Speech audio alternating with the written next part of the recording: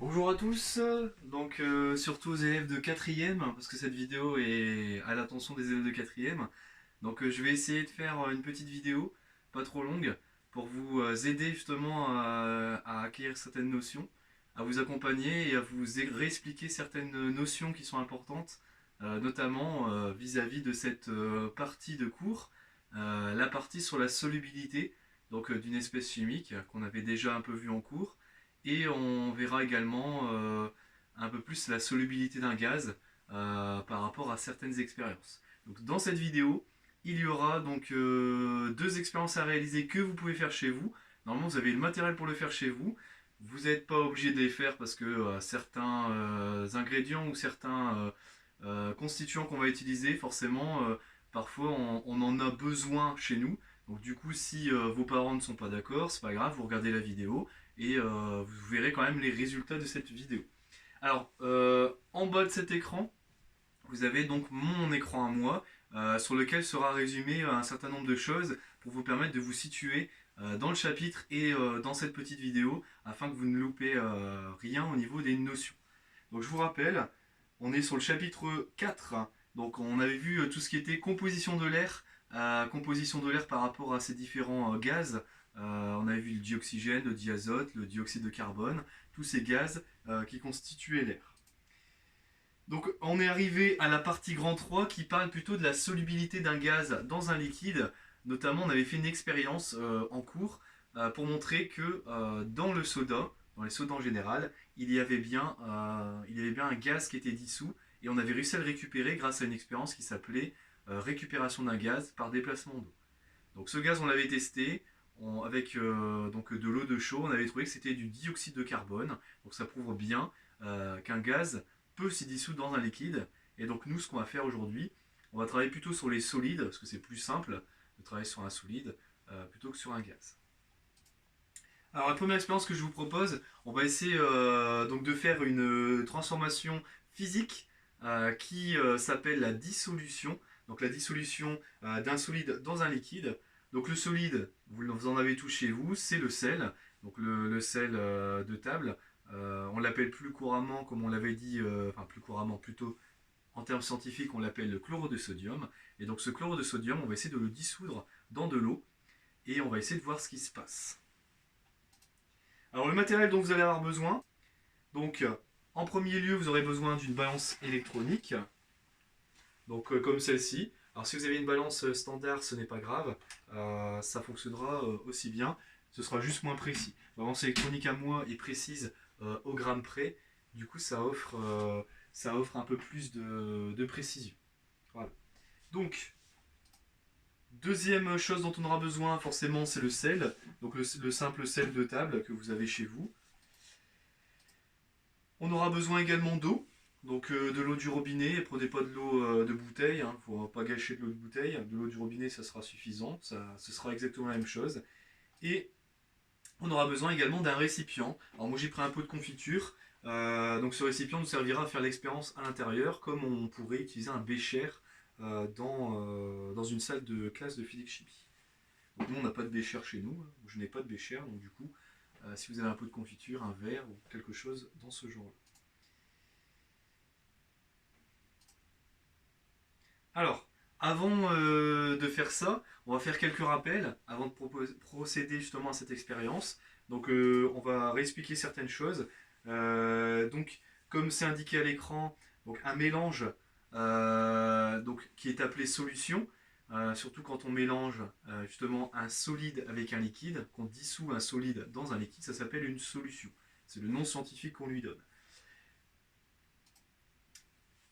Donc, il y a deux termes qu'on doit rappeler. Donc, le terme que vous avez vu l'année dernière, normalement, soluté et solvant. Donc, soluté, c'est ce qu'on appellera l'espèce majoritaire, enfin minoritaire, pardon, dans un mélange. Donc, c'est celle qui est présente de façon minoritaire, en quantité, en masse. Donc, forcément, ici, comme on va mettre une petite quantité de sel dans une grande quantité d'eau, notre soluté sera le sel, le chlorure de sodium, et donc le solvant, ce sera donc l'eau qui sera l'espèce chimique majoritaire de notre mélange. Donc ces termes, soluté et solvant, ils sont plutôt attribués, on va dire, à des mélanges homogènes. On va voir justement à quoi ça correspond. Donc là, on mélange du sel avec de l'eau. Donc on dissout du sel dans l'eau. Le soluté, c'est le sel, et le solvant, c'est l'eau.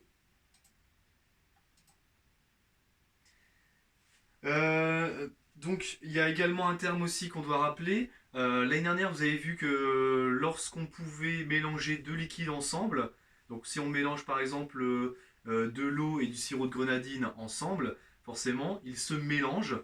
Et lorsqu'on regarde ce mélange, son mélange final, on ne voit qu'un seul constituant. Donc on peut dire que c'est un mélange homogène, parce qu'on voit qu'un seul constituant à l'œil nu. Et comme ils arrivent à se mélanger, ces deux liquides, on peut dire qu'ils sont miscibles. Miscibles, c'est pour les liquides.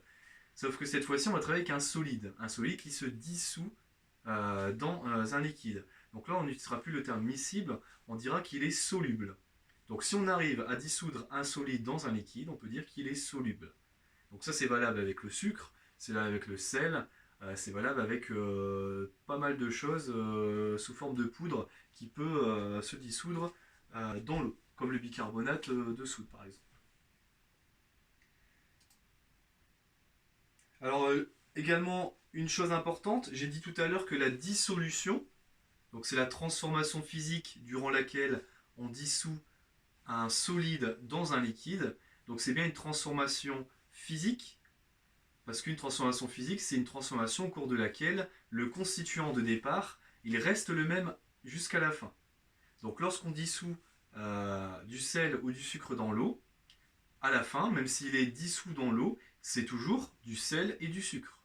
Il n'a pas eu de modification, on n'a pas créé de nouvelle matière, donc c'est toujours la même matière, donc c'est bien une transformation physique. Dans la prochaine partie, on verra les transformations chimiques, ça sera une autre chose. Pour l'instant, dès que dans une transformation, on a une espèce chimique qui reste la même, l'espèce chimique de départ, on peut dire que c'est une transformation physique. Très important. Donc les transformations physiques proposées, comme vous voyez sur la gauche de l'écran, celles que vous connaissez déjà, c'est tout ce qui est changement d'état. Donc le passage d'un état physique à un autre. Par exemple, vous faites bouillir de l'eau. Donc l'eau qui est à la base liquide passe à l'état gazeux. À la base c'était de l'eau, ça reste toujours de l'eau, donc c'est bien une transformation physique. Alors, au début, lorsqu'on va faire cette expérience qu'on fera juste après, on a donc ce qu'on appelle l'état de démarrage, on appelle ça l'état initial. Donc rappelez-vous bien, lorsqu'on étudie une transformation, qu'elle soit chimique ou physique, on a toujours un état initial et on a un état final. Donc c'est le nom, l'expression qu'on emploie. Donc le mélange est hétérogène. Lorsque vous mettez par exemple du sel dans l'eau, et si vous ne mélangez pas, si vous n'attendez pas un temps suffisant, et ben vous pouvez voir que le mélange est hétérogène, tout simplement parce que on voit un dépôt de sel qui se situe juste au fond de ce mélange, et du coup on voit au moins deux constituants à l'œil nu, du coup on peut dire que c'est un mélange hétérogène. Donc ça c'est le point de départ, l'état initial. Donc on mélange avec une spatule de préférence. Nous, on n'aura pas de spatule, on aura une cuillère à café ou une cuillère à soupe. Et on va utiliser cet ustensile pour mélanger, tout simplement, pour aider le chlore de sodium à se dissoudre dans l'eau, tout simplement. Donc, une fois qu'on aura fait ça, donc cette transformation physique, la dissolution,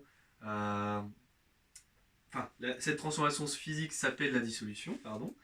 Une fois qu'on aura fait ça, on aura l'état final. Donc c'est l'état au cours duquel justement le mélange devient homogène. Parce que lorsqu'on aura bien homogénéisé, donc bien mélangé, le sel va complètement se dissoudre dans l'eau et du coup à l'œil nu on ne verra plus qu'un seul constituant, de l'eau salée. Donc ça c'est l'état final, à la fin justement de ce mélange. Donc bien sûr, ça c'est dans le cas où on ne met pas trop de soluté. Donc je vous rappelle que le soluté ici, c'est l'espèce minoritaire, donc c'est le sel. Si on ne met pas trop de sel, à la fin, il se dissolvera complètement dans l'eau et du coup on aura un mélange homogène.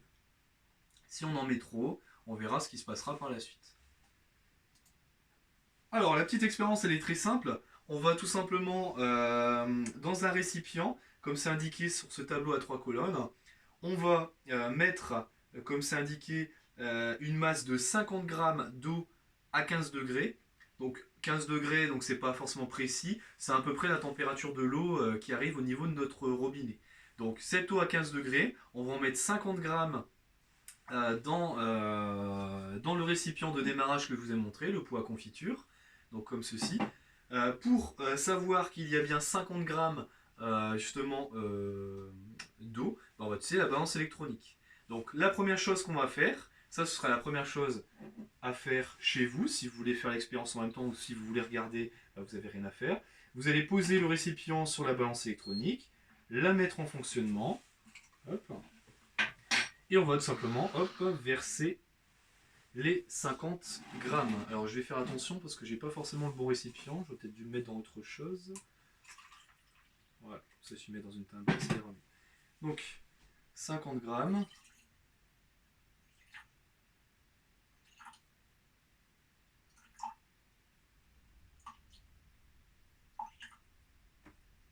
J'ai 51 grammes, ce n'est pas une catastrophe. L'important c'est d'être le plus proche possible parce qu'on n'a pas un matériel très précis. Donc on a bien notre masse d'eau de 50 grammes dans notre récipient. Je vous rappelle que l'eau c'est le solvant parce que c'est l'espèce qui sera majoritaire. Vous voyez que